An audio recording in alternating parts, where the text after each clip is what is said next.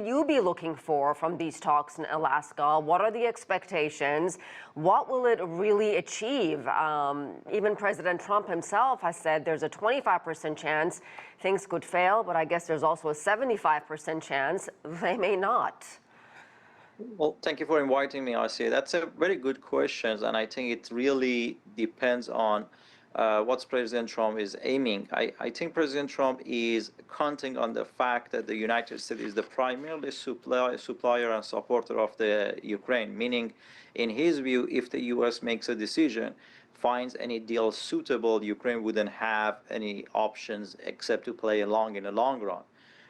And the, statements and comments we were getting in the last week is quite confusing.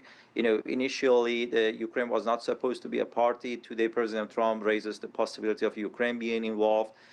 2 days earlier, President Trump mentioned that there will be a peace in actions, and for that we require land swapping, which Ukrainian objected to it with, and they said that there should be no exchange of territory without the involvement of the Ukraine.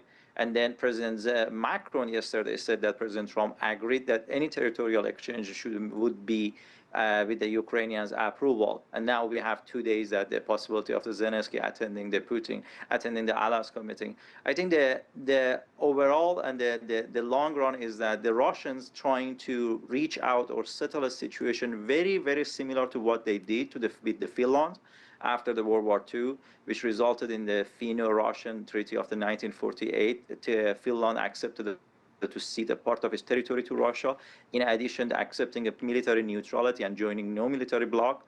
In exchange, Finnish, they got their sovereignty and independence. Well, Arman, let me interrupt you. I know you're trying to give me some historical context here, but you just said there's been some mixed messages here. And Trump, we all know, he is a deal maker.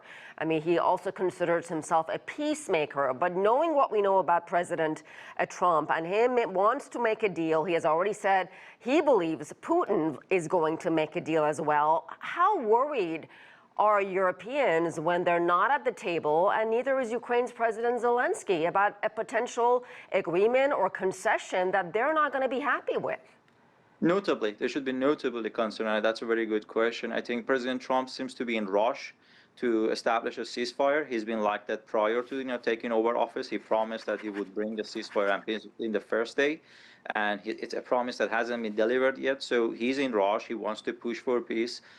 President Putin, I think he believes that he has the upper hand right now, with President Trump being in the White House, who has a different policy rather than President Biden, and also the Russia's military advantages. In the last week, the Russians are closing in on the city of Pokrovsk, and also they are closing in on the city of Kramatorsk. They are kind of disrupting the supply line to the Kramatorsk that comes from the Dubropilia, which they are very close to put the city under the siege.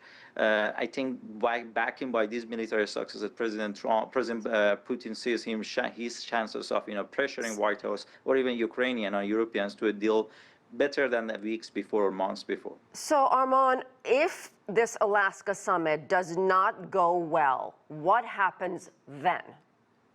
It very much depends on who's going to be blamed by the White House.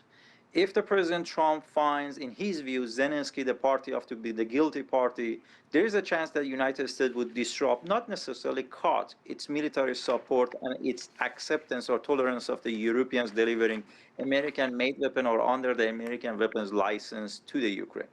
But if in any circumstances President Trump finds President Putin as the guilty party, we could notice an era of rapid and escalation of the United States support of the Ukraine. I wouldn't see that as a permanent state. I think that would be a brief stage, which United States would, by giving specific weapons to Ukraine, tries to extract a greater level of pressure on Russia and bringing them to compromise or to the negotiation or to a realistic option, at least an option that White House seems acceptable. All right, we'll leave it there. Arman Mahmoudian, thank you very much.